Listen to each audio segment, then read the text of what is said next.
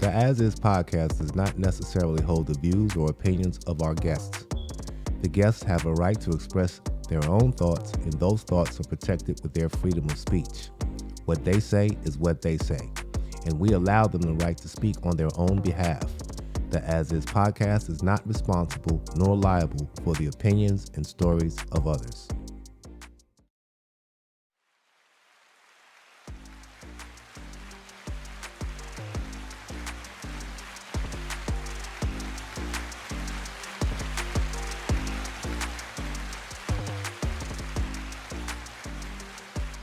Welcome to another edition of the AsIs Podcast.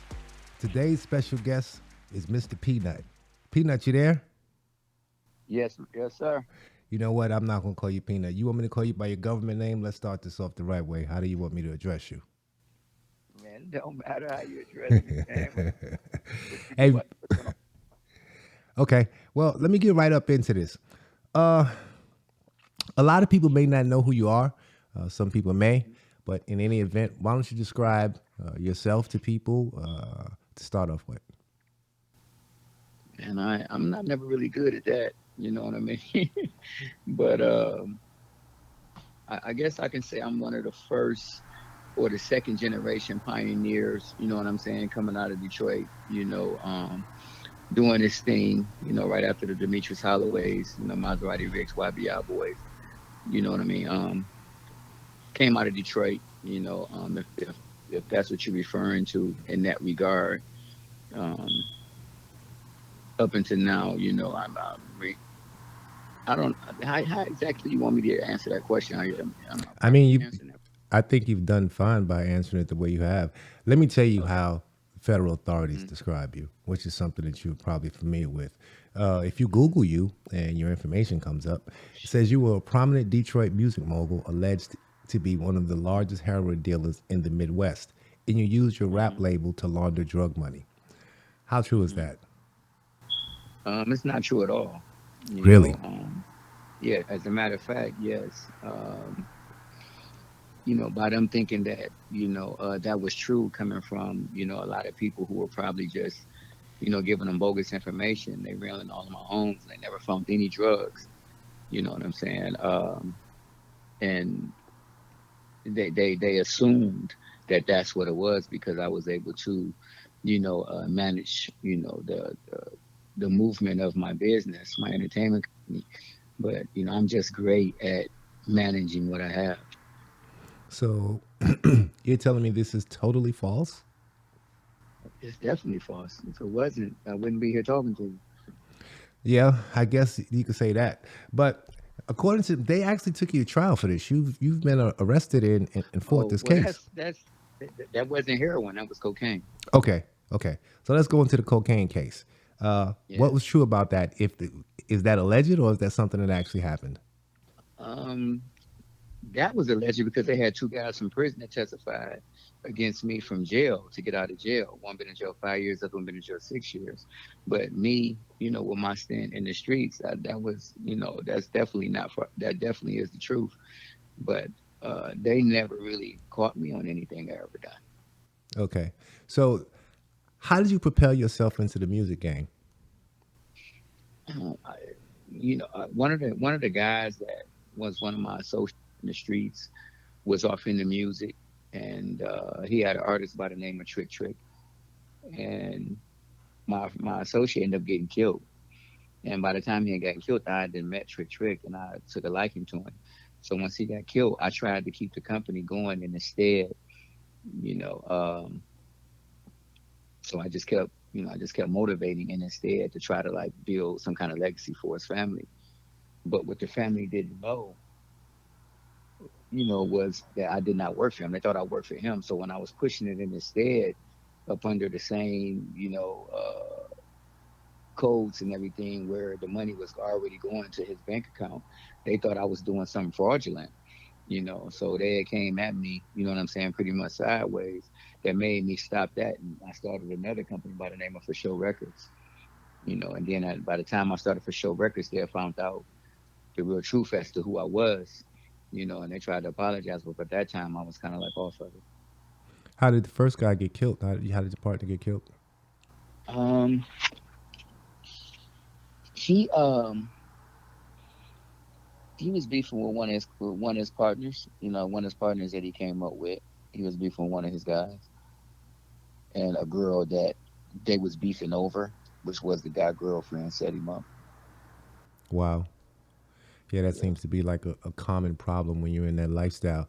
Let me ask you, when you were with Trick at that time, what was that experience like? Because he's kind of known for being a rebel, to say, so to speak.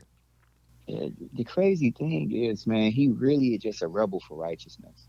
You know what I'm saying? And what started him to be a rebel was because, you know, the city have us, all the radio stations that have us doing any and everything for the city, coach for kids, speaking to the youth, you know, not no anti-bullying rallies, you know, just like they have us doing all types of stuff. And then when it comes to the music, they never would air the local artists on the radio stations. So, you know, that just made him mad. So instead, you know, in hindsight of trying to make a way for the artists in Detroit, he was just one of the first ones that said, if y'all not gonna play our music, you know what I'm saying, y'all not gonna be able to, you know, run around the city, you know what I'm saying, like everything cool. And he stopped the live remotes, you know what I'm saying, and made them focus on, you know what I'm saying, the city, and they started playing the artist music at that point. That kind of goes along with the legend of him because he was also involved in stopping Rick Ross from performing in Detroit. Yeah, I don't know what that was personally about. But I do know, like, if it's artists that come in here, you know what I'm saying, they're getting paid, you know, hundreds of thousands of dollars, and they come the last, you know what I'm saying, 20 minutes when they supposed to show up, like, he gonna make sure that they ain't gonna get all their money, or you know what I mean, or they ain't. You know, he just gonna make sure that it's right. Or it's just as well if an artist come in here and he do a show and then a promoter not paying him, he also come get on a promoter, make the promoter pay the artist as well from another state. So he's just really about righteousness. You know what I'm saying? So I don't know how and what happened between him and Rick Ross, but I just know, like, you know, at the end of the day, like, he's standing for something. Right. And I understand that. And I think that's righteousness within itself. But let me ask you this, with that kind of mentality, Detroit appears to be one of those places where it's like a tax, where you hear a lot of artists say to other artists, the stronger artists tell weaker artists that you got to check in. How do you feel about that? Do you think that that's something righteous, or is like that's some gangster stuff, or what? Nah, it definitely ain't no gangster stuff. You know what I'm saying? I would think that it's more so like, if you don't want to run a car, he don't be wanting to be called at the last minute when things ain't right, and then y'all they be trying to make him make it right. You know what I'm saying? So his main thing is, if you want to make sure everything cool, call me. I make sure the promoter is on his shit. You know what I'm saying? Or make sure you get all your money and stuff like that, or that nature. You know what I mean? But I've never known him, you know what I'm saying, you know, to be like that, unless I say it was so much disrespect, you know, coming through here. And actually, when we go through other states as well. So when you say disrespect, define disrespect, because we got a different type of audience. Because what I know to be disrespect and what you may know to be disrespect to someone else may seem silly. So break down what is disrespect in this lifestyle with this thing of ours. Um, for instance, like I was just telling, if an artist come through here and he's booked to do a show, the show starts at, you know what I'm saying, 8 to, 2 o'clock, or either 8 to 12 o'clock. You know what I'm saying? And the artist is not there to do no pictures with nobody, not to fraternize, not to, get anything that a person that's promoting or booking him that will want to enhance, you know what I'm saying, the security of another show with anybody. You know what I mean? So if you didn't pay this man 150, $200,000, and he show up exactly at 11:30 and the show is over with at 12, he ain't got no time to take no pictures with nobody. He ain't got time to do none of that. That's going to, you know what I'm saying, protect the promoters, bankroll and investing in him. You know what I mean? So, he, like I said, that's just a form of disrespect to him. You know what I mean? He would want you to be there early, you know what I'm saying, enough to where that you can take pictures with the other artists that's doing the show, even after the show, take pictures with people, just, things like that that artists should normally do anyway, unless you really just that major where like a Michael Jackson who can't, and he even still take pictures. Shit. Right. So You just mentioned some astronomical figures. Let me ask you the reality of how does a club promoter in Detroit pay an artist 150 grand? How does he get that money back?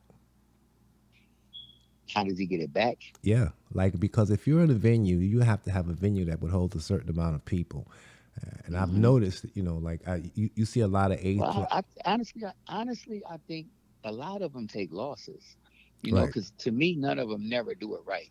right, They never use that letter of a commitment from the major artists that they get by pulling up all of the analytics, of all and all of the different revenue streams or the streams that the artists, you know what I'm saying, is attached and solicit, for brand endorsements like a Nike or Sprite or Adidas or whoever, Hennessy or whoever that would sponsor, you know what I'm saying, an event like that. They don't do it that way. You know what I mean? They just take their hard earned dollars, whether it's from the street or wherever they get it from, put it on the show and hope that it break the bill at the door. And it doesn't never happen that way. You have to like really, you know what I'm saying, prepare it properly and solicit different sponsors and hope that you can, get these sponsors like a Hennessy, like a Nike, like a Cadillac, like a Benz, whoever, you know what I'm saying, that would be interested in using that clientele that their artists have, to promote their brand, give some kind of like endorsement deal. You know what I mean? Where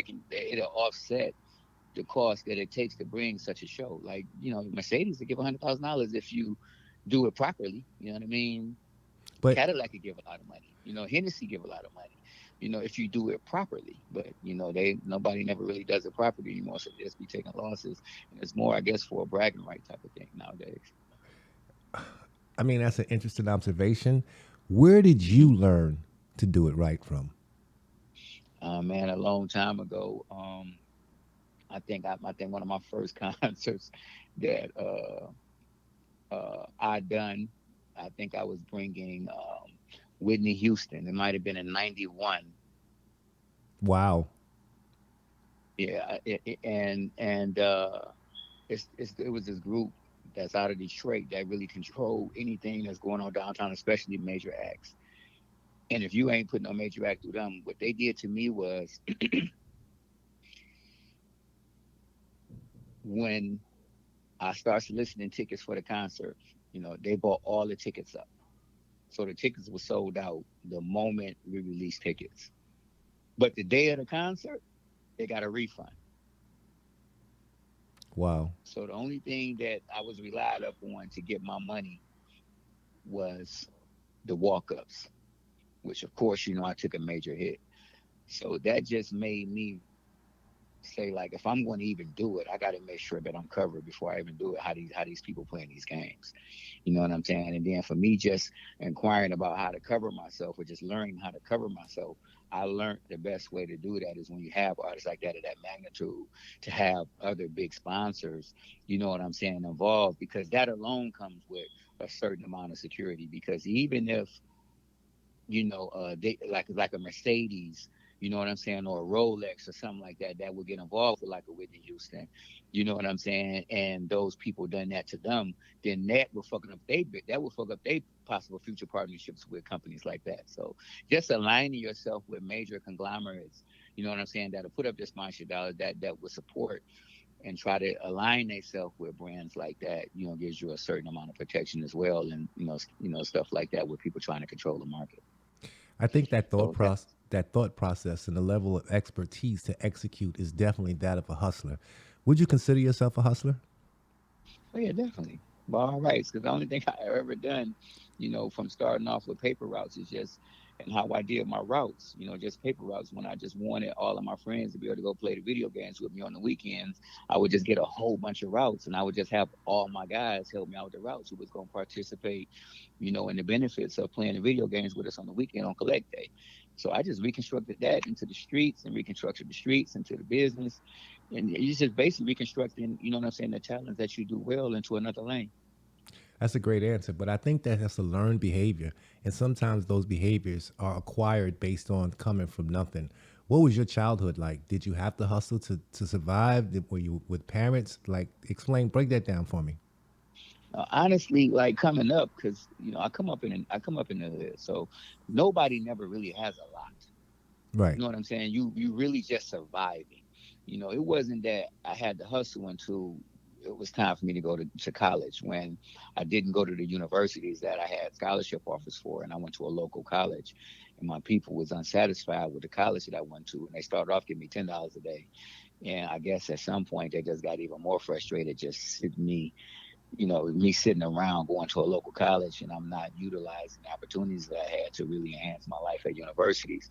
They broke it down to $5.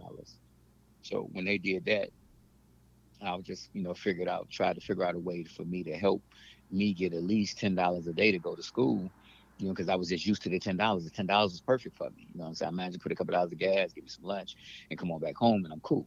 Right. You know what I mean? So that was kind of like perfect for me. So my thing was, I just need to do something, get $10 a day, and I end up, hooking up with a guy that was, selling cocaine in the neighborhood, and that's when he gave me my first 8 ball.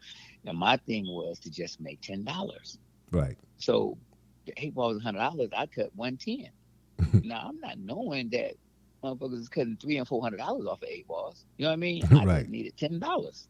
So Right. I did it to cut my $10. You know what I mean? And it was gone in no time. I'm not. I have no idea about how to really hustle, or even what I was really hustling, or even seen anybody hustling it before me, except, what I'm saying, my dad. But I still didn't know the intimate details of what he was doing. I just seen him doing it. So when that happened, I ended up selling like 5 or 6 8 balls before it was time for me to go to school. Right. So after that, I went to school. I'm thinking like, damn, I'm straight all week now. I don't got to sell no more drugs. You know what I'm saying? All week, because I got enough money to last me to next week. So I figured I pick up on Sunday. You understand what I'm saying? When before school, give me some more money to sit, to go to school or whatever. Well, anyway, when I come home, it's a line full of people that use crack at my crib. You know what I Wow. mean? So I'm like, it's over, man. So I'm like, come on, man. Oh, man, don't nobody got them like you. You know what I mean? Just, and I guess that's what that living for the sacrifice shit kicked in, that because of me trying to appease the pressure from them, forced me to call my man back and bring some more. Let me ask you something. When you were doing that while you were in school, who was your customer? Who was my customers? Yeah. College Shit, it kids, could be adults. Who was buying from you? no, never no kids. Always. When I say kids, You I know, don't mean kids. And I hate to interrupt you, but just for us to be clear, because I know how political things are yeah. Well, the today. consumers of my product was mainly like people like my father, my mother, and people like their age. You know what I'm saying? Okay. All of their friends. That whole, I guess I can say during that hippie area. You know what I'm saying? That my parents and them, age group were mainly on drugs, whether it Okay. was heroin or crack or both. You know what I'm saying? So that peer group, that whole peer group was on drugs. You Okay. know what I'm saying? My when I was coming up, damn near every last one of my friends' parents was on drugs. Right. That was the crack era, correct? Yeah, that was the crack era. Okay. You know what I mean? And so you just grew from there. So now let's get back to when now you're on 5 8 balls. How did it grow? Mm-hmm.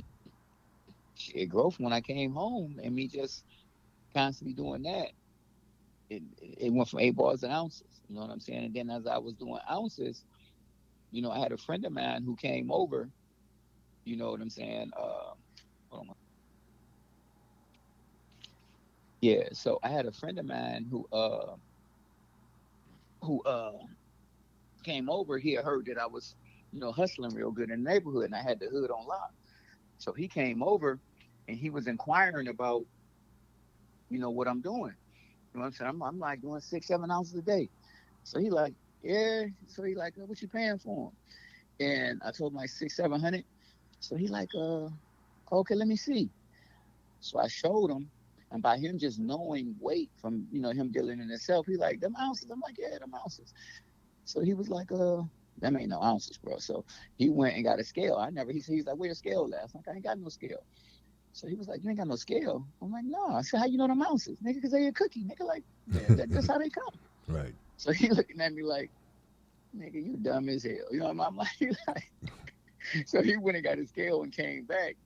And as we was wearing them, none of them weighed 20. I didn't even know an ounce was supposed to weigh 28 grams, honestly.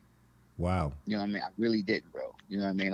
When I tell you I was green as hell, man, I just knew how to sell this shit. You know what I'm saying? I had a family that had a reputation where nobody really would try to hurt me. You know what I mean? They can steal it to get up on it, they're going to do that. But nobody had hurt me for it. Right. You know what I'm saying? So it was kind of like an easy situation, you know what I'm saying, for me. But none of them weighed ounce. None of them probably weighed over 23 grams. So he was like, man, I'm gonna do something for you. So at that point, he left, came back about 30 minutes later, and he bought me a key. You know what I'm saying? That was my first key. And when he brought the key, I'm looking at it because it's in powder. Now I ain't never cooked. Dude always bring it to me cooked up. Right. So I'm like, what's this? I said, this ain't what I sell, bro. I sell, the cookies.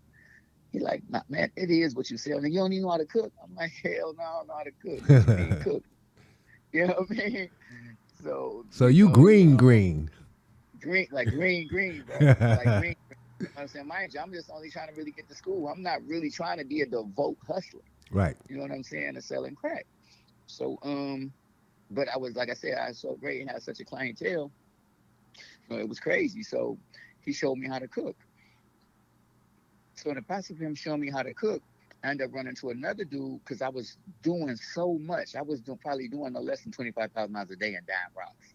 You Wow. know what I'm saying? After he kicked in, I'm talking about no less than 25,000 a day, even on a Sunday, my Wow. slowest days. But when it kicked in, I had another guy, come cook for me. So in the process of this guy cooking for me, he showed me how to cook when I can put 100 grams and make it come back 170, 175. Right. So when he did that, it was over. You know what I mean? So I just started cutting the biggest rocks ever. You know what I'm saying? And then spur of the moment 2-for-1s. I just had all kind of gimmicks to make. You know what I'm saying? Anybody that's trying to get high to hustle, rather come get their rocks from me because my rocks was so big that the people that normally would buy ounces, they rather come buy 700 of my rocks and cut them in half. Wow. So did that continue? Did it come to a stop? Yeah, yeah, it continued for a while, man, for at least a straight 7, 8, 9 months with no raid. When did the raid come? Shit, raid came, shit, like I said, right around that time. By that time, I had my father working in my spot because he had been robbing my little crew. You know what I'm saying? Forever, everybody was too scared to stand up to him. So I just said, I'm just gonna put his ass in there. You know what I mean? That way, I ain't gotta worry about keep getting them took, getting their little sacks taken in. You know what I mean? Right. And I get to make my money because he just kept robbing them. Now this is in Detroit at the time, correct? Yeah, this is in Detroit. Okay. Now, let me fast forward to what's going on right now today because what it seems to be is that the BMB, not BMB because Hmm. that's your organization, but the BMF movement or the BMF fantasy is now being told on television. So, Hmm. how realistic, based on what you've experienced, is what we're seeing right now? Because they're in the beginning stages, and it's kind of similar to what you've just described. Yeah, honestly, it's realistic. To the point to where like I never seen it before. Like I you have to give them guys their respect. Nobody done it like that crew. Were they around when you were around? Yeah, they definitely were. But they really had their heyday when they was around. When I was around, I was really that dude. You know what I'm saying? They didn't really had a heyday until I went on the run. You know what I'm saying? So they started blossoming. Like from like 90, 93, 94, 95. They started blossoming then. That's when I heard when they migrated to Atlanta, and I heard about all the cars and all the money, the big White House and all that shit. So wait a minute, you're saying to me that BMF was not BMF when BMB was in Detroit? No, not at that level. You know what I'm saying? Not at that level. Now let me say this to you, and I'm gonna play devil's advocate. There are gonna be a lot of Hmm. people that say, he lying and this, that, and the other. Like, I mean, I know there's actually no way to prove it other than to just say exactly what you just said. But Hmm. how authentic is that if you heard it from someone else saying that? Would you believe that? You gotta believe what? That there was no, because the perception of BMF is so Hmm. it's just so big that people are gonna be like, nah, that's nonsense. He didn't do this, he didn't do that. Nah, they can check my track record, and mine is fact finding anywhere you want to go from streets to prison. You know what I'm saying? And I'm here to tell you, like them boys had it like no other. Right. They had it like no other, man. You know what I mean? And like I say, you can't take nothing away from them. You know what I'm saying? You just really can't. But they had crews. You know what I'm saying? Every state they migrate to, they get crews. You know what I mean? I was a loner. You know what I mean? Like I just couldn't even be in a comparison situation with them because I'm a loner and they got crews. When you say you're a loner, why are you a loner? And do you think that being a loner helped you in your illicit proceeds? Well, me being a loner allowed me to probably still be free. Right. You know what I'm saying? Because when you have crews like that and you making that type of money, it's just a blessing that they only got charged with drugs. Because right now it's so easy to attach anything to any situation. You know what I'm saying? A case of that magnitude, all you had to do is have one of those crews to be on the murder shit, hard body. Right. You know what I'm saying? And they're going to instantly attach that to the CCE or just what just in conspiracy itself. And once they do that, it's almost what I'm saying, no way that you can really get out of that. Once they what I'm saying, attach the drugs to the homicide and the case itself to you. So let me ask you this then: because you've experienced that and you were actually there during those times, is it possible to reach those heights without actually killing? Hell no. So somebody got to go. You can't reach no heights in motherfucking city Detroit without, what I'm saying, having to, like embrace that type of stuff at some point. Did you do that? No, I ain't never killed nobody. And I don't know nobody that did kill somebody would say that they killed somebody. I mean, I know, and I know that might sound like a fat question, so pardon me for asking, but I gotta ask. It's my job. I know people are gonna be like, "Uh-oh, dude, working for them people, he asking them kind of questions." Nah, not at all. Oh man, but just know this: you don't escape a city like Detroit without wearing an element where some people will fear you. Right. Is it You know like what I'm that saying? still today? Hell yeah, it's even worse. You know what I'm saying? Because now you have these little cats, what I'm saying, that's on drugs that they killing, don't even know they killing. Right. I remember I did a story from Detroit. And it was on Maserati Rick, and one of the parts of it Mm-hmm. was you guys had a clothing store somewhere downtown, and there was a hit Yeah, put out on some was it Demetrius Holloway, and somebody walked up exactly. behind him and just shot him in the head broad daylight, and he was whistling, and he just walked out the store and got away. Like Mm-hmm. that is some stuff like TV. Do you know anything about that story? I don't like I know about it from hearing it. You know Right. what I'm saying? But I wasn't during that time. I was still in school, honestly. Right. You know what I'm saying? I was, still a young pup. Wasn't even thinking about drugs at all. You know what, man? I think that will make you a different type of a dealer. And here's why I say that: because you did educate yourself. So Mm-hmm. break down the mentality of a person that knows that school is important, education is key, yet the temptations of the streets swallow them up. How does that happen? And is there a way for us to prevent that from happening to the next generation of kids? Yeah, yeah, because I just had some grandparents that was real on me hard body about education. Right. So I had to be in every educational course. You know what I'm saying? From DECA, that's like Distributive Education Clubs of America.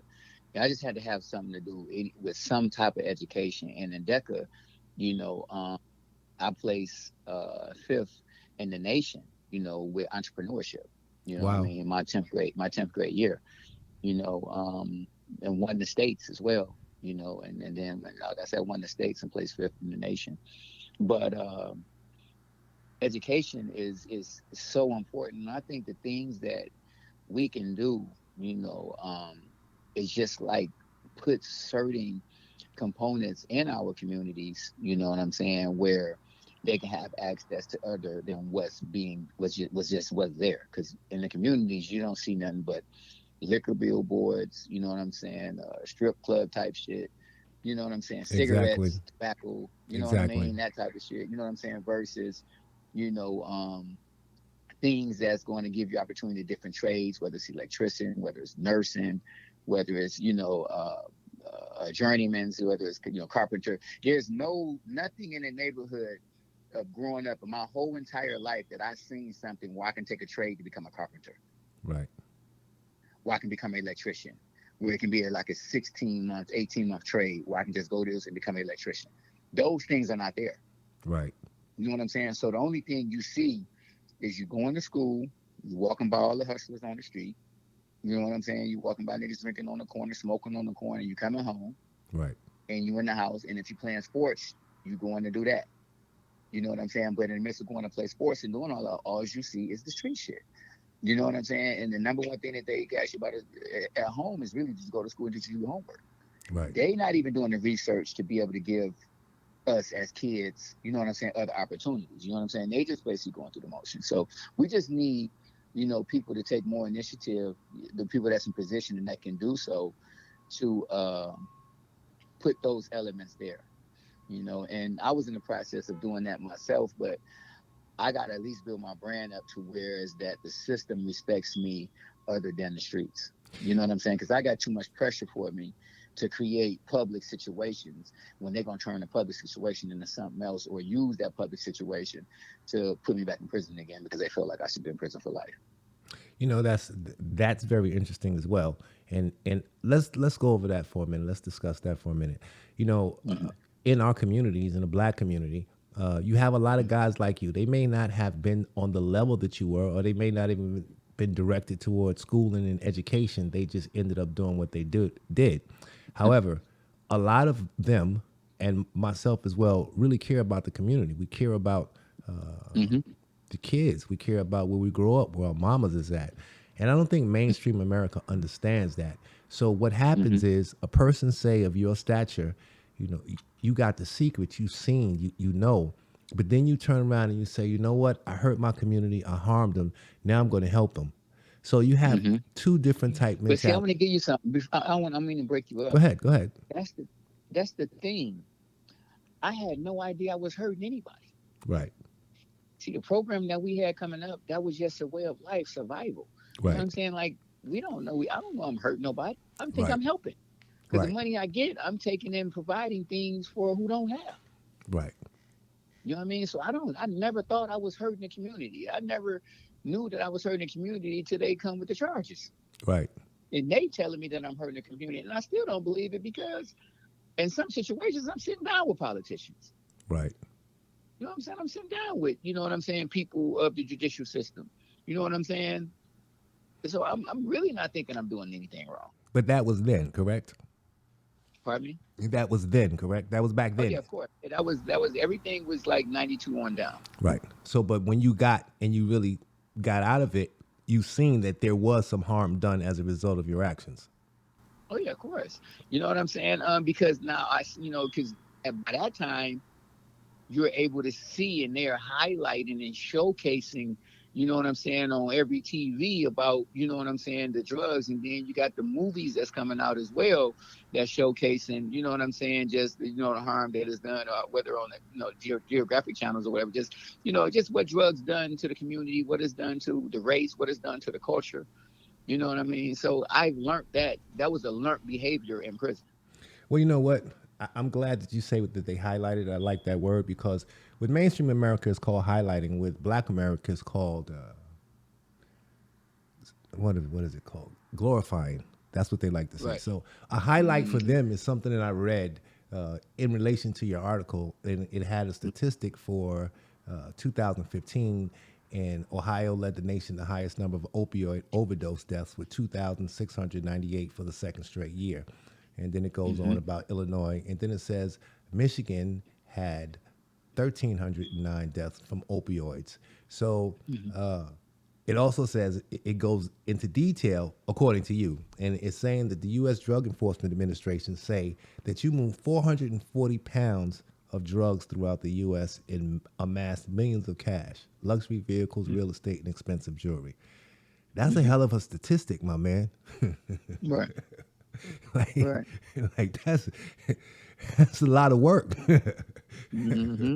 I mean, even though I'm laughing at it, the thing about it, and you correct me if I'm wrong or expound on it, when people do stuff like that, because of the magnitude of what you've done, although we know it's illegal, it's still something that's fantastic is the word. Maybe not. It's something to aspire to, simply because, everybody want to be Big Meech. I ain't heard nobody say they want to be Pablo Escobar. Right. You feel what I'm saying? Like, I want to be Pablo Escobar. I want to be Al Chapo.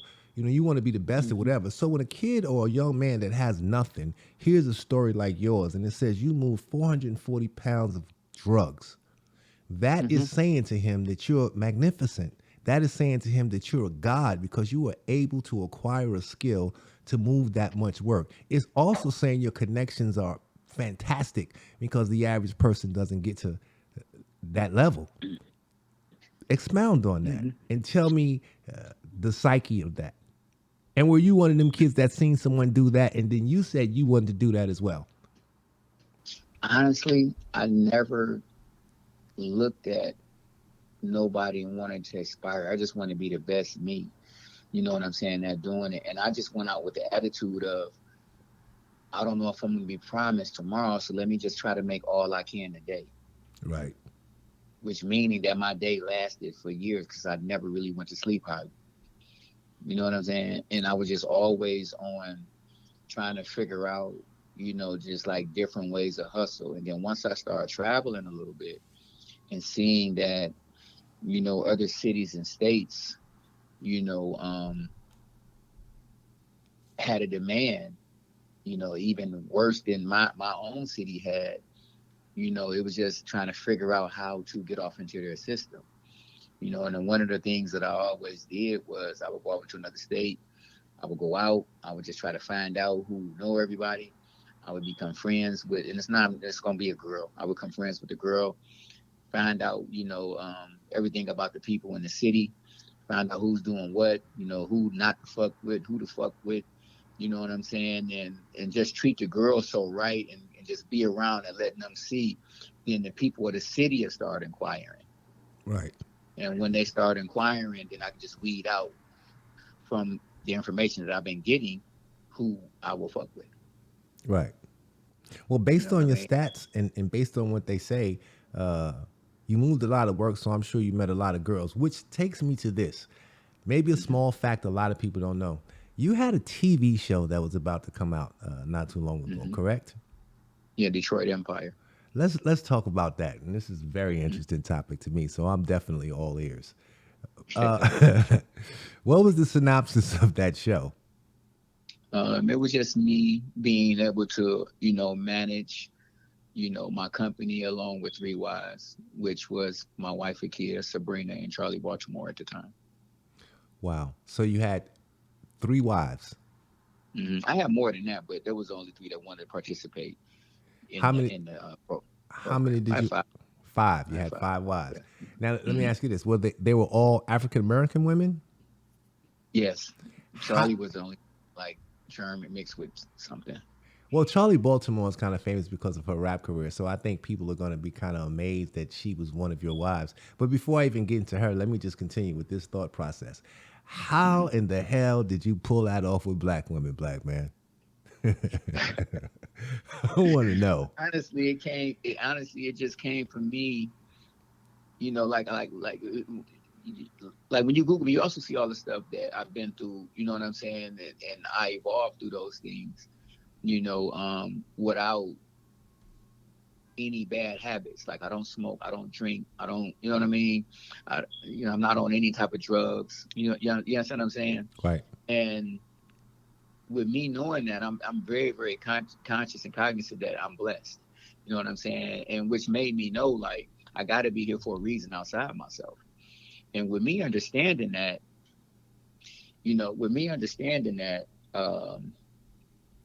I just felt like I couldn't give my life to no woman, it's because my life ain't even for me. You know what I'm saying? I have to, I feel like I'm here, to some kind of way aid the Most High in any solar situation that He bring before me, because that's the only thing I contribute. Him giving me grace and salvation for the times that I escaped death, or life in prison, or the death penalty. You know what I'm saying? Like I had to concentrate on what the hell am I doing as to why He keeps saving me, because I know I should have been dead this time. I know I should have been dead that time. I probably should have been incarcerated now. You know what I'm saying? So I'm thinking, what the fuck? Like what am I doing? You know what I mean? So only thing I can think of was how I was looking out for the people, and just always had a pure heart at what I did. So I just put a 10 on it. So at one point, I was just only doing it for my immediate circle. So when I had that revelation, like it has to be this, me looking out for the people, then I just broadened that scope, of looking out for people, and anything that penetrated, my soul or just my normal force field that I would have up, I would provide essence of my man to it.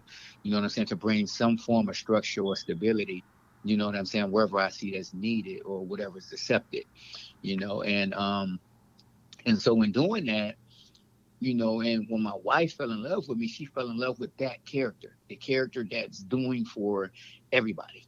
You know what I Right. mean? That's providing for everybody. So when she fell in love with that character, I was on my way to prison. So when I got to prison, you know what I'm saying, she asked to marry me. So when she asked to marry me, I told her, like, honestly, babe, like, I don't even think I'm supposed to be married. You know what I'm saying? Like, I've been through so much of my life, and he's allowed me to get through these things. You know what I'm saying? I feel like that I'm already married to my purpose. But I say, what I will do, I'll marry you, but I need you to understand that you can only be a mistress to my purpose. You know what I'm saying? And not only do you have to understand that, you have to aid and assist me in doing my work for any soulless situation that's put before me. And with me saying that, it might entail for me to deal with other women, which is going to be outside the scope of our today's traditional marriage, which is why I don't believe in today's traditional marriage. You know what I'm saying? But I said, but if you can respect that, I'll marry you, and and we can live. You know what I mean? So So when she actually married me, a mistress to a hmm, purpose. yes, That's definitely unique and different. I never heard that. I mean, to me, I would just call it married to the game, but you said a mistress to right, the purpose. So, yeah. I mean, And but the purpose is what's keeping me alive. I You get it. understand? The purpose is what's stacking my karma.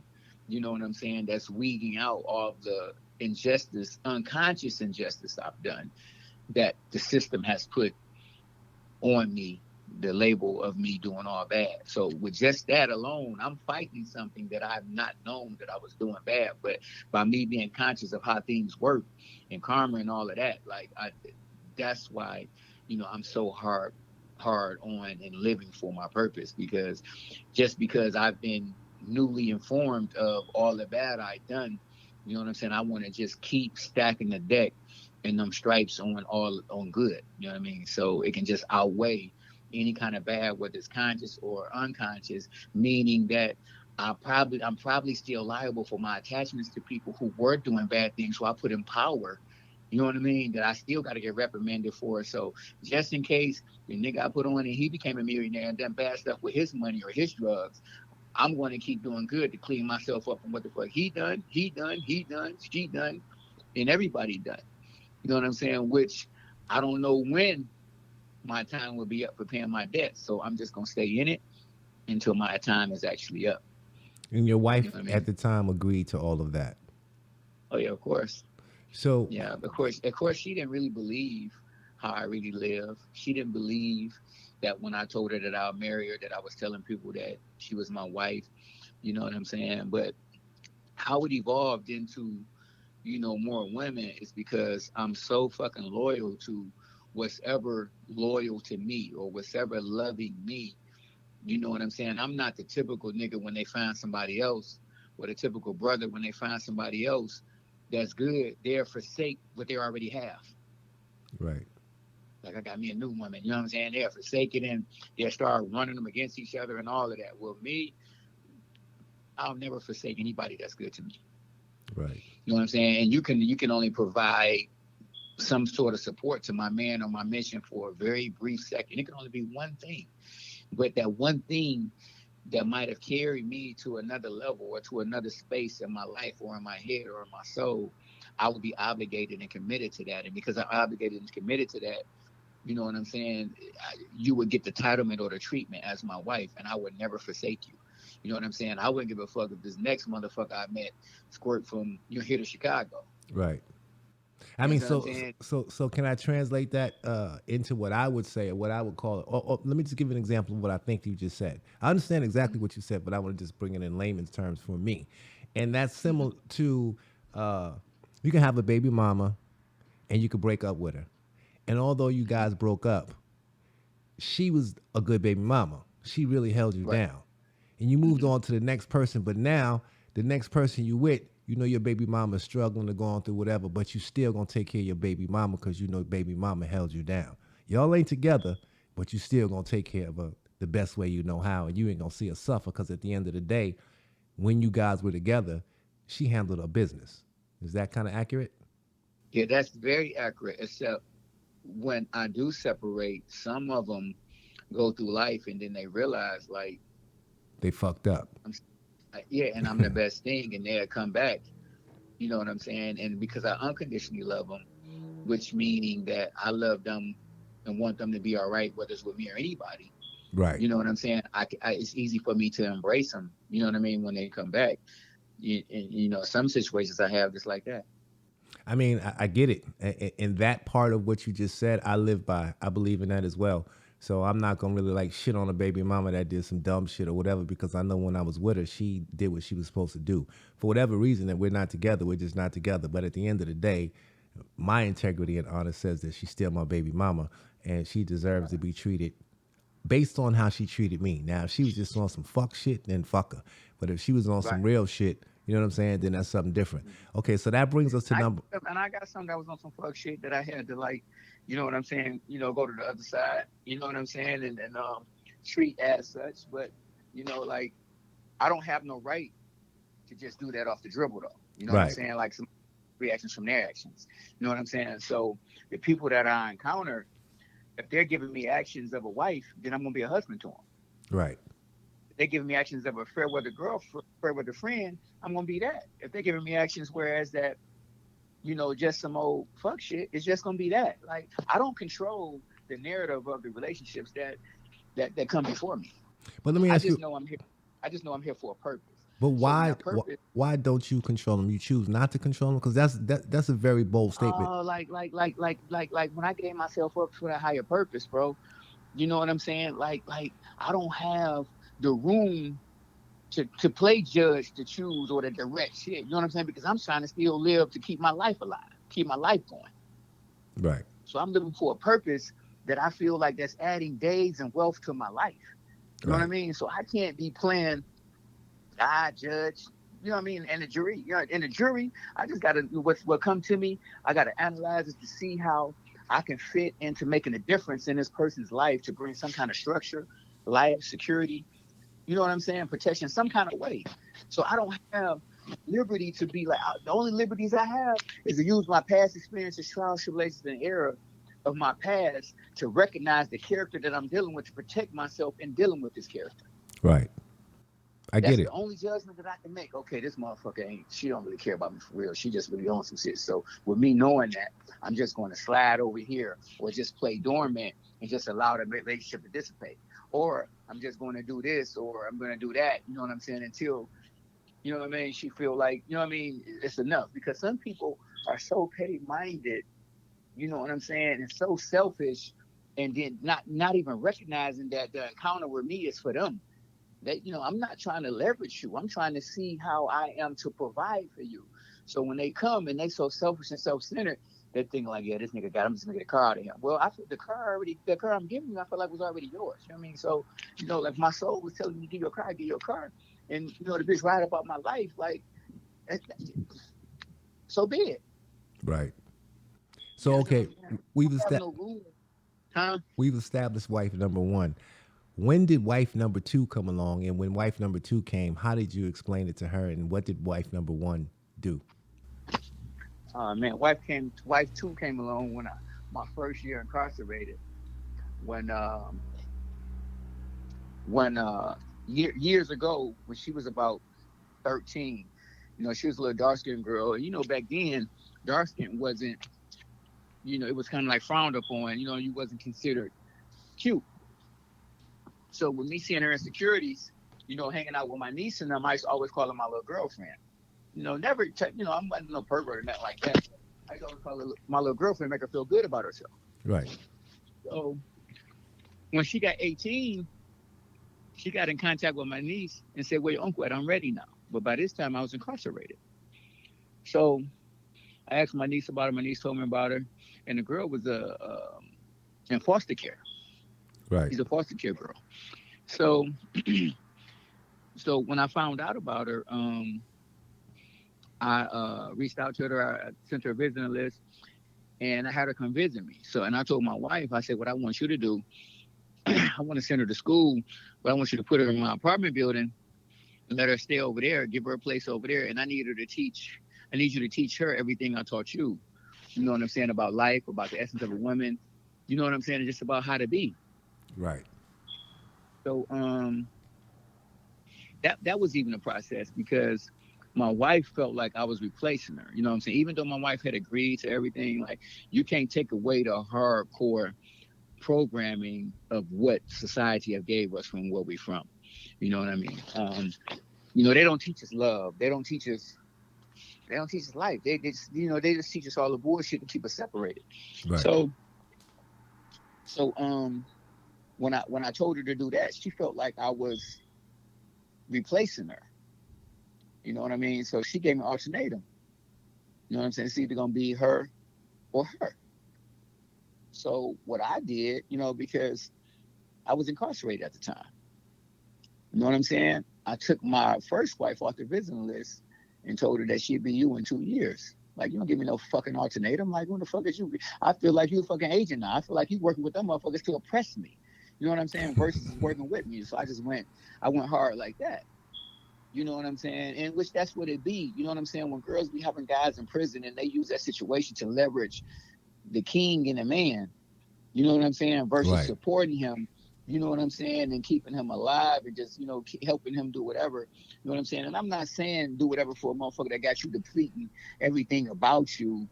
You know what I'm saying? Why he's incarcerated. That's not what I'm doing. I don't want women to give everything of themselves and he's not doing the necessary things to complement the woman. Because when I went to jail, my woman had 2 houses. When I came home, she had 23.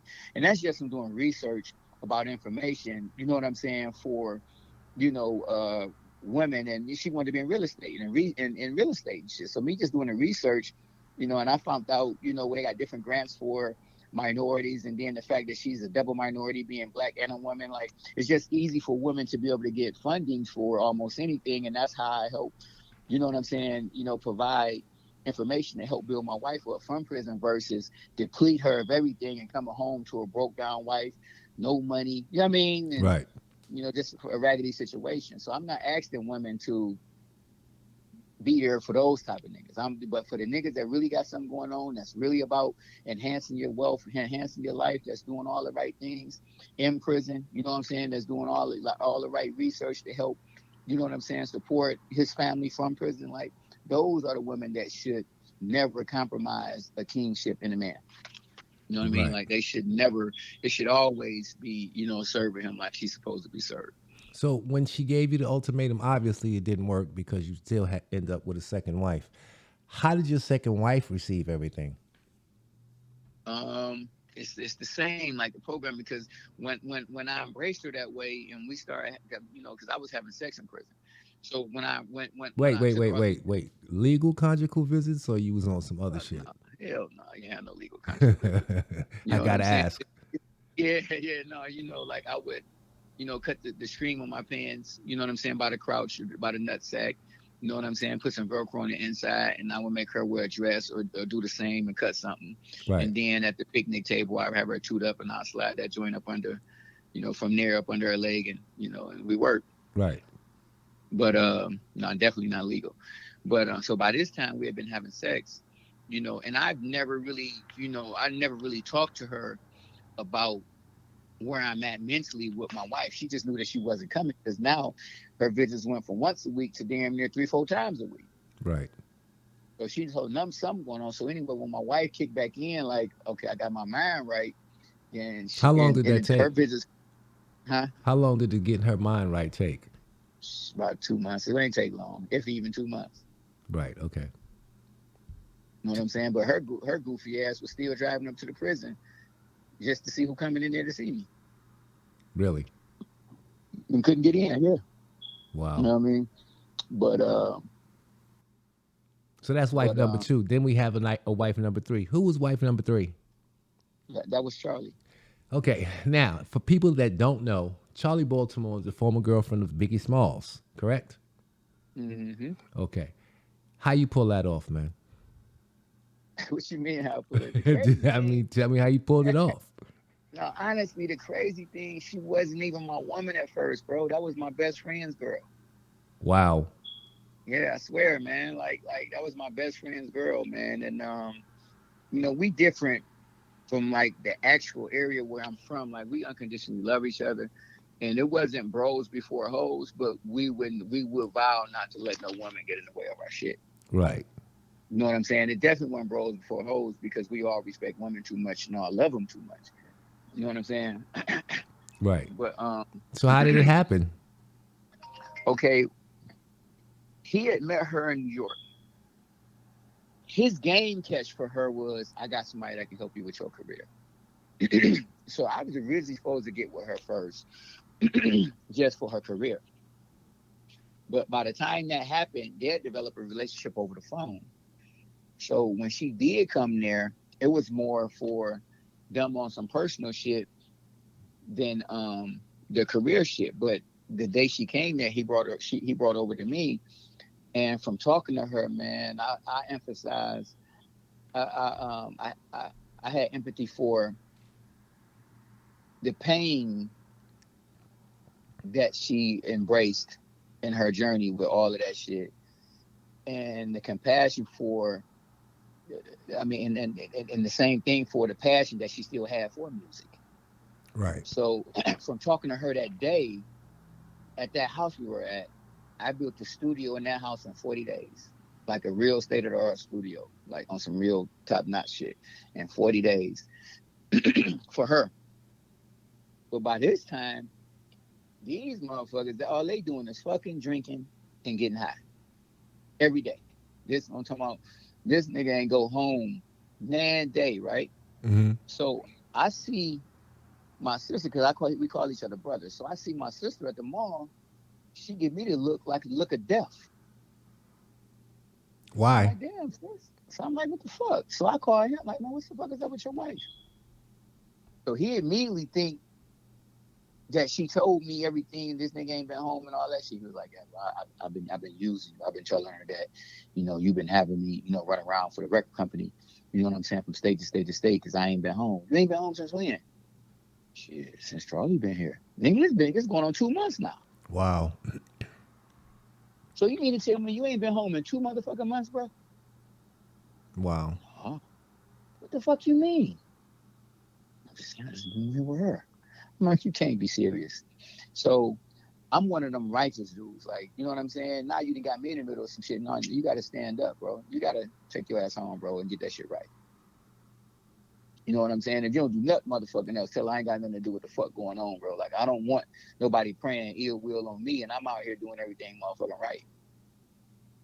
So he went You know what home. I'm saying? So she was like, all right, bro, I'm going to talk to her. So he ended up going to talk to her, and the pressure she put on him forced him. When he went home, he wasn't able to leave. You know what I mean? So by this time, I'm out of town. I come back home. It's a big ass suitcase in my living room. I'm like, damn, who shit? I go back. She in the back room smoking a little hookah thing. She was fuck with them hookah pens bad back then. So she was smoking a little hookah thing. Just going, she was just love sick. She wouldn't eat shit, man. She didn't eat shit for weeks, man. I was there 2 weeks. I ain't see her eat nothing. She was love Not sick nothing. over dude. Yeah, overdue. Okay. You know what I'm saying? So the only time she would eat is when he bring her some food. Okay. You know what I'm saying? And I would make him give her money or whatnot. You know what I'm saying? Because she was just back there tripping. And me, I don't really know her. You know what I'm saying? I learned about her during that moment. You know what I'm saying? Because I wasn't even really, even though I was in the music, I wasn't into nobody else except what I need to do for my team. I couldn't tell you the history of everybody that's doing something. You know what I mean? So I'm learning about her as she's there. You know what I mean? Uh, so that was it. So now I'm talking to her about him. I'm talking to him about her. You know what I'm saying? I done got everything kind of like peaceful now. You know what I'm saying? And now I'm having a baby shower. I had a kid that was going to be born. So at the baby shower, I ended up talking to the wife. You know what I'm saying? And so with me talking to the wife, I'm talking to her, telling her, you know what I'm saying? Like, she got a great dude. He ain't really on nothing. He just fell in love. You feel what I'm saying? And you have to really understand that, from all the stuff that y'all been doing, you left a void there for him. Coming home, you ain't fucking him, you ain't sucking his dick, you ain't doing none of that. You feel what I'm saying? So like she had, he had a void. You know what I'm saying? Outside, he just really loved her. That don't mean that he loved you any less. You know what I mean? So I don't know what else I really said, man. But by the end of the motherfucker, by the middle of the motherfucking baby shower, I had her willing to accept Charlie and allow her to move into the house with them. Wow. So all this nigga had to do was come out and tell the truth about how he really felt. So I go in there to call him out. His head, because he like your white boy. His head damn near purple. Right. All the blood in his head. He don't know what's going on out there. He don't know if they fighting. He don't know nothing. So I goes and get him and calls him out there. And when is there any way I can tie him in on this? Sure, you can call him and then patch the calls Yeah, through. because I want to let him tell you himself. Okay. What's up, bro? Okay, nothing. I'm doing a podcast and by Mr. Shabazz from AsIs Magazine. Okay. Know the cover. Oh yeah. Okay, cool. So, he was asking me. I was telling him about the part when we was at the baby shower, and I was out there talking to your wife Monica, and I had it to where is that when I came and got you, that Monica's willing to accept Charlie and let her move in with y'all. Yeah. And all you had to do was tell the truth. And what happened? Take it from there. Well, when I got out there, they was all out there. Charlie was sitting down. My wife was standing up next to Peanut. So I came out. My wife was like, sit down. I sat down. She was like, she asked me one question. She was like, do you love Charlie? And all I had to do was say yeah, because at the time I did. And I said no. And when I said no, that was it. When I lied, my wife was like, that's the end of it. It's over with. You mean being over with for you and your wife, or you and Charlie? Me and Charlie. Okay. So now can you tell them how in your eyes that me and Charlie evolved after that moment? In my eyes? Mm-hmm.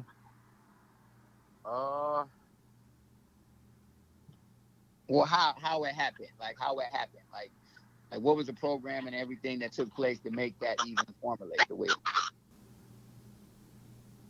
It was more or less like you wanted to know if you could if it was going to be feasible for you to bring her back to her trying to be who she was.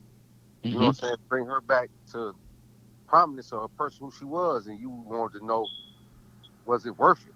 You know what I'm saying? Mm-hmm. And you did what you did, like you always do. You know what I'm saying? If you love somebody and you love what they love, you should love it more than them. You know what I'm saying? And you took that situation and turned it into something that's supposed to be real. You know what I'm saying? Mm-hmm. But you know what's amazing to me? I got to interject just for you to get on the phone and co-sign what he said and to describe that story very similar to what he's saying. Like my hats is off to you because you know what? I mean, I understand there should, a female shouldn't come in between two dudes. But yo, you better than me, son. Because I don't know if I could have did that. What? That right there? That's you. I mean. Hey, bro. Tell them that's you. Tell them that's you. I mean. That's always you, man. You know what's hard? What's hard? Man, trying to keep the sons and the daughters, man, to pay attention to see what's going on out here, man. Not, you know what I'm saying, trying to elevate another woman that's going to hold you back. The hardest thing out here is, man, trying not to get your son to betray you, bro. That's got to be the hardest feeling in the world, bro. Yeah, I'd imagine it would be. But I mean, because you got, Jay-Z said it best, man. I got 99 problems, bro. And a bitch ain't one. Hey, you gotta let us live. But we've been doing that. We've been doing that our whole entire life, though, man. Women that don't, align up with me may align with him. They start off with me first. I got one of these old girls now. Yeah. Listen, I ain't bullshitting. He know, you know what I'm talking about. Yeah. I know you're talking about. That's my number 3. I keep that in mind. Listen, she finna meet me in Pittsburgh I'm taking her to the Lions game because she's been such a good girl the last couple months. Wow. She go to Pittsburgh, go to the Lions game with me. I got him. I heard from him. Wow. I'll be willing to tell you should have let her go. That motherfucker fired, bro. God. That motherfucker make my turtles go so motherfucker. God damn, bro. What you got? Wow. But that just goes to show, like, we love what we love, man, and we don't have no boundaries. So if we love something, we don't let the cliche of what society, you know what I'm saying, deem the way to be interfere. What's amazing to me though is Charlie Baltimore actually participated in that, and she went for it. It wasn't easy, bro. That wasn't no easy task. It ain't like she no punk broad, man. She ain't definitely not a punk bitch.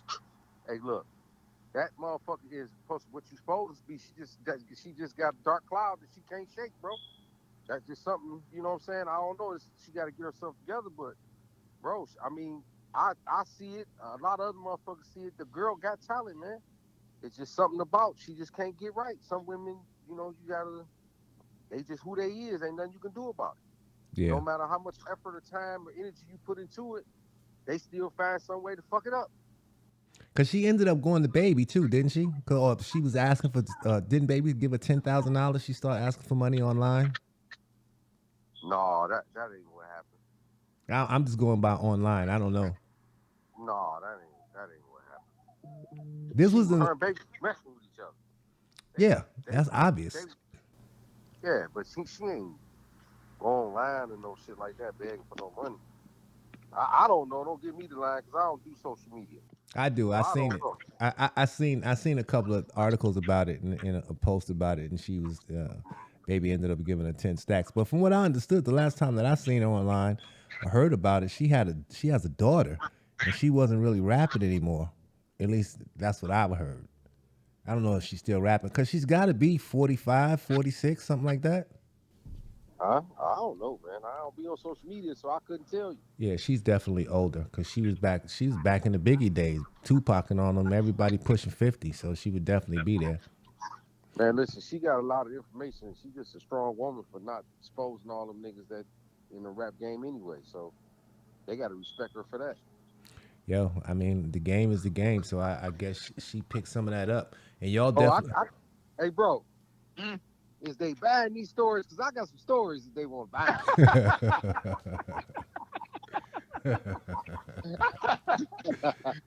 No, man. Like it ain't like this is the thing. The stories that you got the people on, yeah, they really like the pioneers, man. So you want to keep respect.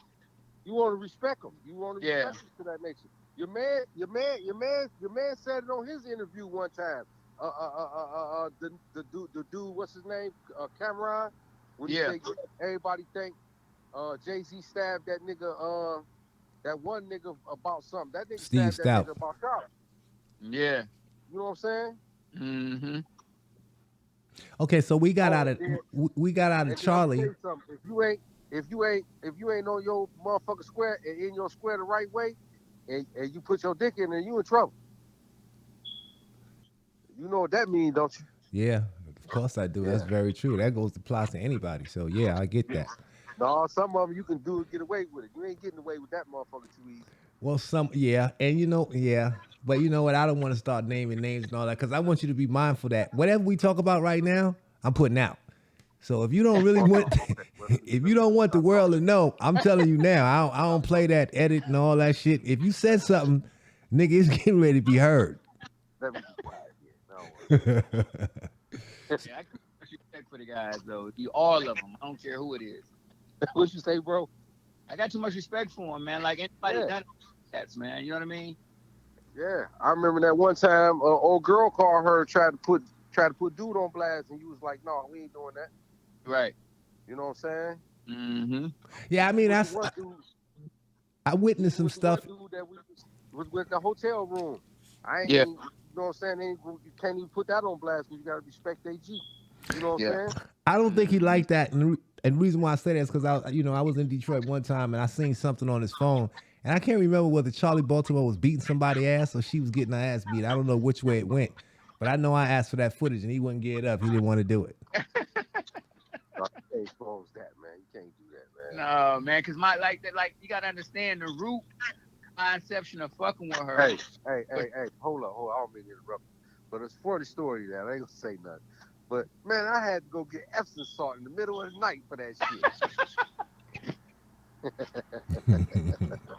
Yeah.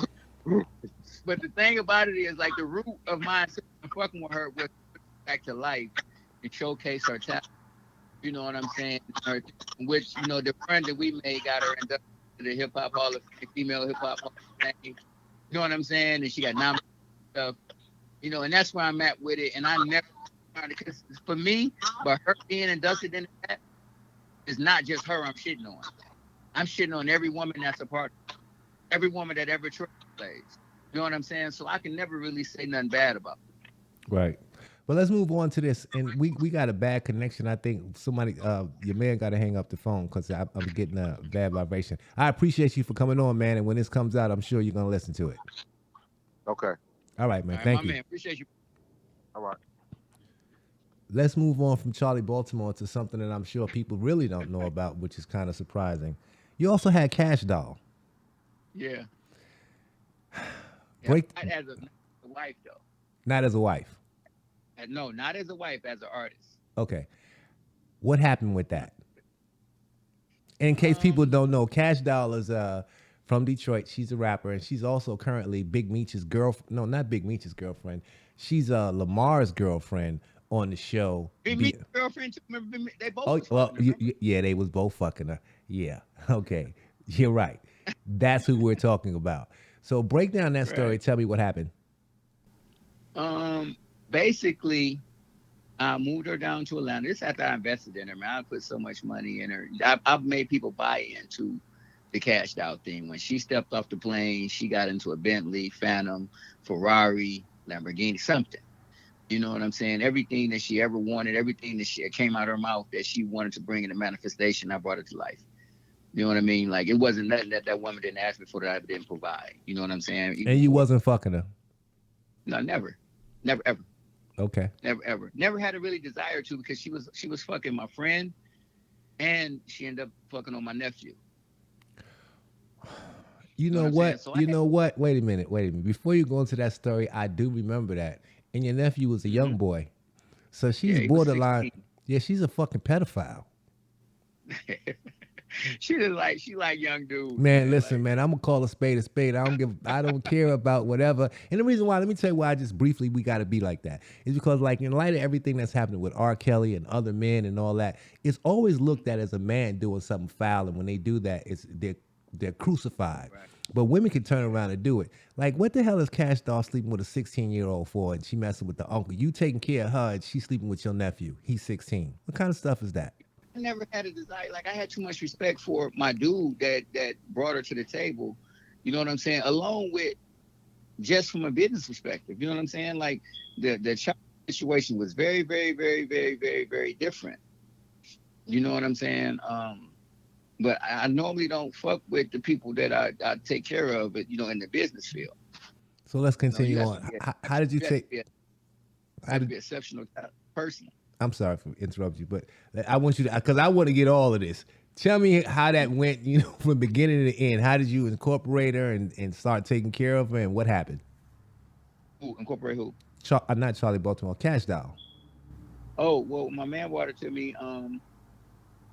I seen that she is the best entertainer I've ever seen in my life. Even to this day. This motherfucker know how to command the audience.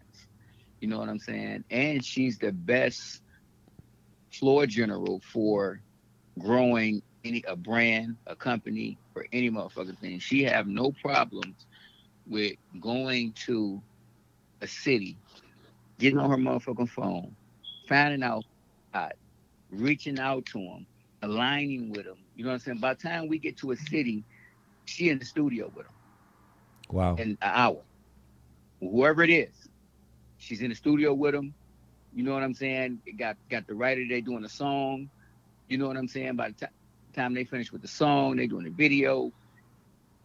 You know what I mean? She does this to every motherfucking city she go to. Aligns with whoever hot, do a song with them. Before you know it, she's sharing their fan base. Wow, that's You know what I'm brilliant. saying? Like I said, I can't I really, really, got to give it to her. Like she's the best entertainer that I've seen in a long time. So what happened? How'd you lose her? When I moved her to Atlanta, like the Detroit is so kind of like unconscious of how shit really go. So most of the artists from Detroit, they aspirations just getting with a major or get with people that's fucking with majors. You know what I'm saying? So they don't think that people like me can offer more shit than, you know what I'm saying, to make. She knows that now. That's why she was so bitter for so long. You know what I'm saying? But when I moved her down there, she got with Deb Antony. Deb Antony starred, divide and conquering because, like I say, she's the best entertainer in the world. She seen opportunity to really make some money with her, and they abused her, honestly. Like her and whoever guy she had doing her bookings, they were just really abusing her. You know what I'm saying? But she separated them from Deb Antony being on TV, being who she is. You know what I'm saying? She believed in whatever Deb Antony said, and before you know it, she stopped having Deb putting her in talks with different people, and got her. You know what I'm saying? Interest from Universal, and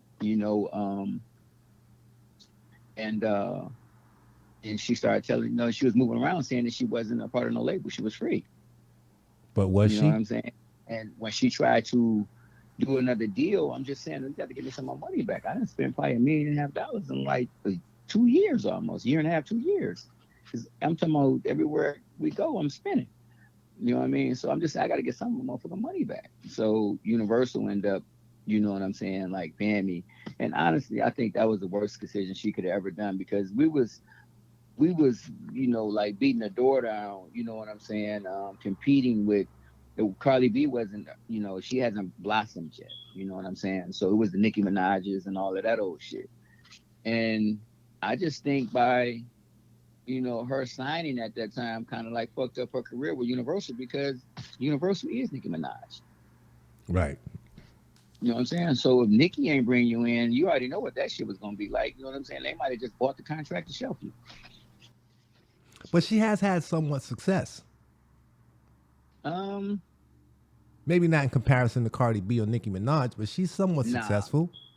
Yeah, I mean, she's successful because of where we come from, and she's doing big things always. Right. You got know to what I'm give her saying? that. So that's just a success in itself. She's successful because she's managed to constantly manipulate some kind of, advantage for herself. She's successful because she is still doing it. You know Right. what I'm saying? And that's a She's good successful thing. because she's successful because her brand is still alive. You know what I'm saying? That's a good I thing. mean, That's a there's so good thing. many things that she's successful for. Yeah, but the one thing that I do not agree with, success or not, and I want you to go over this with me, is sleeping with a 16-year-old boy. What happened with that situation with her sleeping with your nephew? Because she was definitely grown. And 16 years old, come on, she could have did 100 times better. Because at the time, from what I understand in the streets, the legend has it that you paid for her titties. So you put them titties that's in her chest. She was flat-chested with a fat ass. Is that true? Yeah. Now she didn't have an ass too. We did the ass too. Oh, my But God. You did the ass and the titties? yeah. And I then mean, I she just got turned her. around. Wait. I got to dominate this for a minute, because let me be clear. You fixed her ass, you fixed her titties, and she turned around and fucked your 16-year-old nephew. Mm-hmm. I mean, but I wasn't dating her or trying to date her. But it ain't So even about if you dating or she can trying to. fuck who she want to fuck. Not a You know what I mean? kid. Not a kid. Not a But kid. this little nigga, but I understand what you're saying. But this joker wasn't running around like no kid. He hanging out with everybody that's somebody. He's still He got the most 16. hottest record. He got the most hottest record on the radio. His radio getting played 1,800 times a week. So I hear what you're saying. You're right. You can't get away the fact that nigga only 16. But damn, like. Because, yo, listen, let me tell you something, Nut. On some real stuff. Mhm. If you turned around and did it with a 16-year-old girl, you think they're going to give you any of those excuses? They're going to fry you. Oh yeah, for sure. They're going to fry you. There's a double standard. They trying to fry me if I deal with an 18-year-old. Exactly. Like, Exactly. So that's just not acceptable. It's no way is it. But it just goes to show that sometimes women can get away with different things. I'm not going to say sleep their way to the top because I don't think he was in the industry. I just think that is a idiosyncrasy that some people have. They have certain talents, and then they're bright, their light shines bright, but when they dark, the darkness is really dark. So how did you stop, or what happened with her and this 16-year-old boy? What you mean? Like, did they break up? Did you intervene? Did they just split? What happened? I ain't did none of that shit. Probably the pressure from my dude. Because all the time he thought I was fucking her. Wow. But I was never fucking her. You know what I'm saying? I just think the pressure that, he put on her, and then, I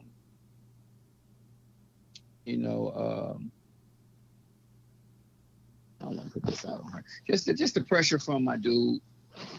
I don't want you to assassinate a character either. So I caught the little mumble. I don't want to put this out on him, but nigga, you too late.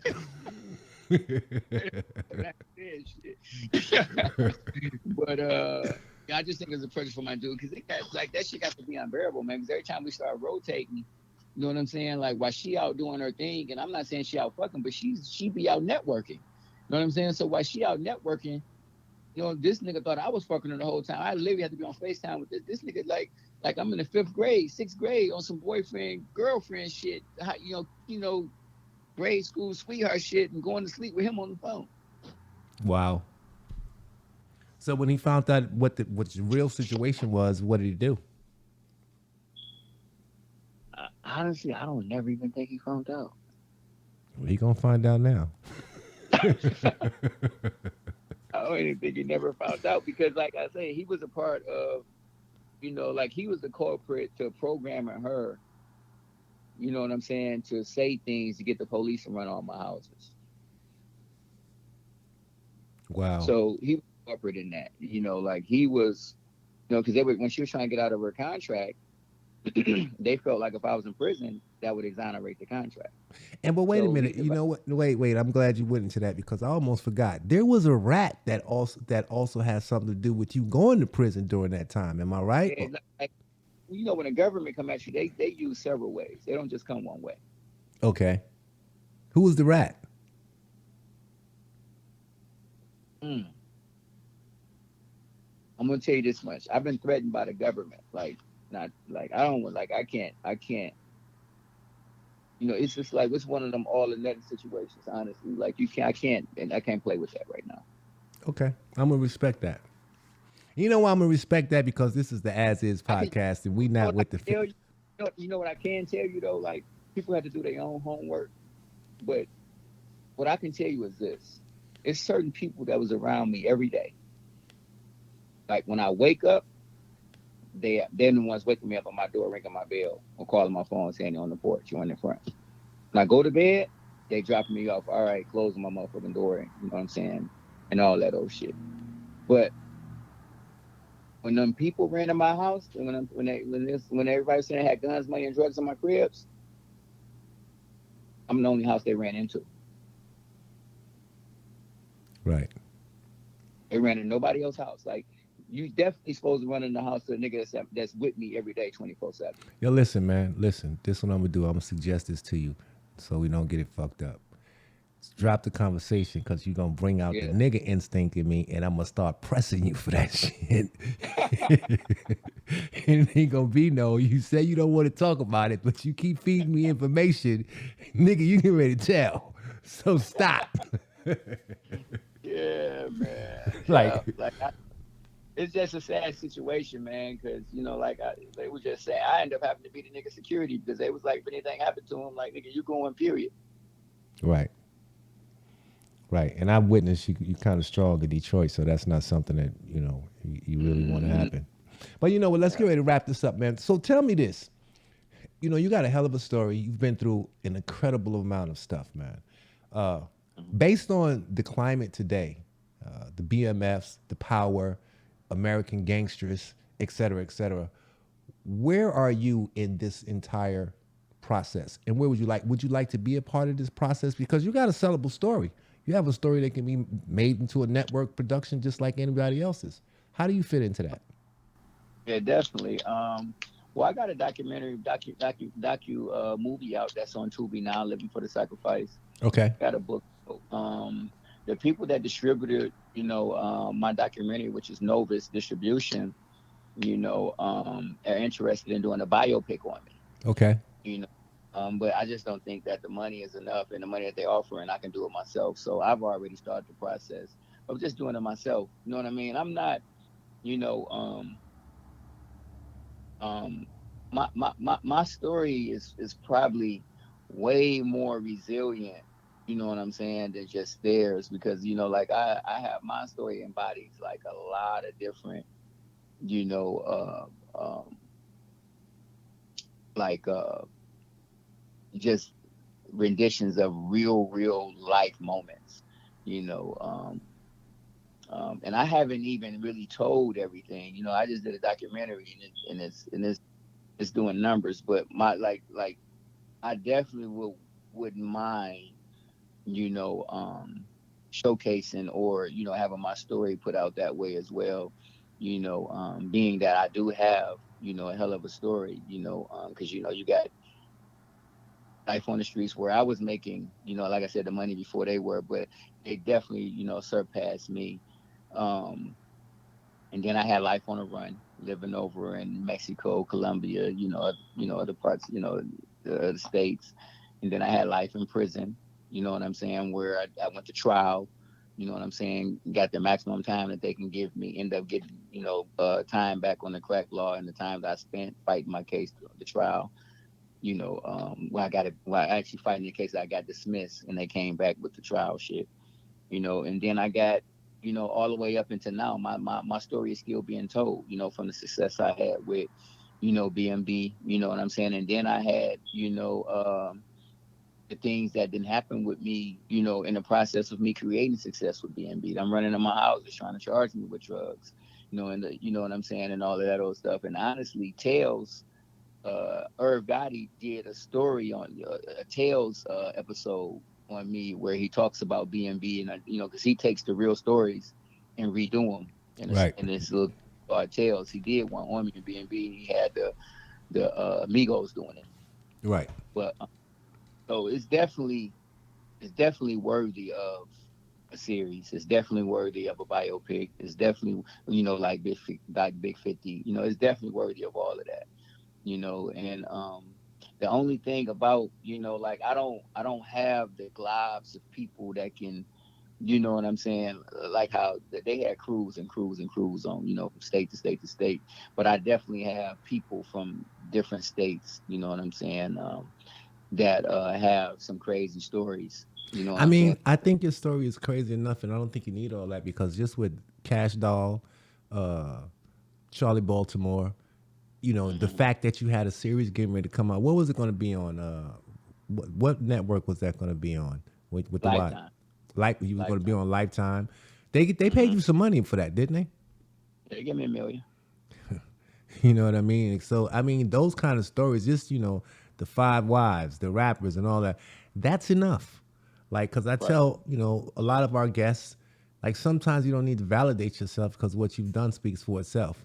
I think a lot of people get it messed up because they think that they need to walk around with paperwork to prove it, but that's not necessary, because it's your work speaks for itself, and what you've gone through speaks for itself. Like, you can't take that away from a person. I think it's just a matter of time. And although I'm not a hater type of dude, I will say this about 50 Cent and the BMF thing. I think that they filled the vacuum, and I think the vacuum came when American Gangster went off the air. Gangland went off the air. There was no more wires. And so I think shows like Power and BMF have filled in the gap. And I think because there are so many great stories like that, and now it's proven that black stories can sell, competitive networks can come along and pick up a BMB story, or pick up or whoever else. Honestly, I don't think that he replaced it. I think he created that lane. No. With the Power. I No. think he created it. You know what I'm saying? It wasn't. I think he actually created this whole lane. No. You know what I'm saying? You know why I'm going to say that? We're going to have our first disagreement. I'm going to tell you why. Feds, Don Diva, and AsIs created the lane. All he did was a kid in red and picked up everything. I'm talking about TV, baby. Wait. Let me finish. that first you have to be educated first and know what to do with it. So I think its education came from magazines like that. And then there was a history, because before Power, you got to think there were shows and lanes like that. The Wire was a beast. The Wire was Power, and let's say The Wire was Power. Then you had Oz. Oz could have been Raising Cain. Then now you got BMF. So it was Power, Oz, The Wire, and then there was another show. For a while, there was a run with those same type of shows, and they all disappeared because American Gangster was out. Because I remember I produced 2 shows for American Gangster, and I remember the production company that had it at the time, which coincidentally was not black, they were white. The promise that they gave to me was they would make me producer in addition to the credits that I would have, because my name is still on some of them credits from the old American Gangster. However, what happened was they started having advertisers pull because they were saying it was being glorified. So that's why those shows only lasted 2 or 3 seasons, 4 seasons. But The Wire it's been out for a while. All he's done is just went 360. Because those shows all were created and done way before Power and BMF was even thought of. Big Meech and them was probably kids watching The Wire. I know you remember The Wire. Yeah, but let me tell you this, though. The difference between The Wire and BMF, The Wire was created as a show. Right. Even though it might have been, done on a city on how they operate. Little Melvin. It was Little Melvin. Yeah, you know what I'm saying? And, even Power, you know what I'm saying? Like that was, those shows are created from renditions of, you know what I'm saying? Like real people. But to actual do the BMF, some motherfuckers that actually touch people throughout the states, you know what I mean? That's just different. It is. And it is opening up the lane and giving opportunity for motherfuckers like mine. No, I'm not hating on it, and I agree with you 1,000%. I don't agree with everything that 50 does, and I don't agree with all the politics. But you got to give a person their roses. If you're not a hater, you're gonna say what it is. So I respect all that. And as far as I think what he's done is powerful and has given a lot of people jobs. But I'm not gonna say he was a creator of that lane, because that lane has been filled. And I guess because I'm an old dude, I remember the young boys. They don't know nothing about The Wire. Let me tell you what it done for me. Okay. You know what I'm saying? I had my documentary done maybe 3 years ago. Okay. You know what I'm saying? Like it was like almost like it was kind of complicated for me to get distribution. Right. When he did that BMF shit. Right. Man, they put that shit up so fast. That's what I'm saying. I agree with that. I agree with that 1,000, because it shows that because it went full circle, but then it shows that black stuff like that is sellable, and you have a story very similar to that, and this is why I think that this is. He can be able to. Anybody can though. You know that's I believe. I agree with that 1,000%. Yeah, and it probably would be more riveting than their story just because of the woman dynamic. Right. Because you already know sex sells. And you definitely have had your share. So I agree with that. It's just about being able to put together and market it. So I'm in total agreement with that. And I salute him. Like, I salute dude. Like, dude, you open up that lane. You reopen up that door in my eyesight. And I'm grateful for it, because it's giving other people an opportunity and a chance. And it's proven the success of black television. It shows that black shows can sell. So I'll never take that away from him. I'll never, have nothing to say about that. Right.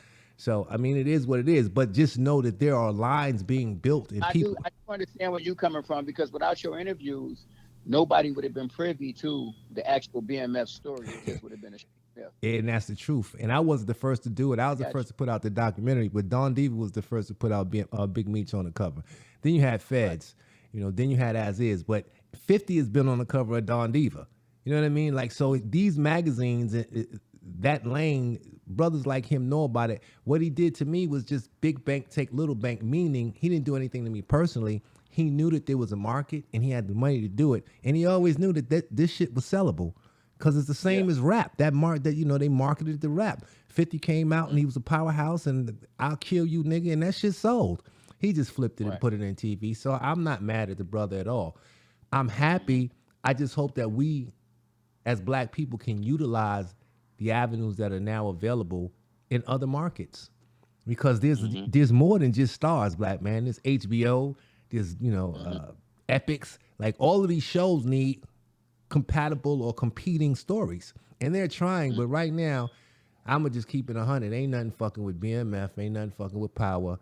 You know, I like other shows. Epic has the Bumpy Johnson story. You familiar with that? Mm-hmm. It's a good story, Godfather Carl. but it's not in the lane of what's being out. So you have a story like that, and you know I'm sure there's a lot of people in different states. You know your people out there. You got older stories. They're there. It's just what do we do and how do we put them together to box them up and market it as a package. But hey, listen, man, I appreciate you. Thanks for the interview. You got an incredible story. I think that you already know a lot of the stuff we said is coming out. I'm fully transparent, bro. Like, what I say is what it is.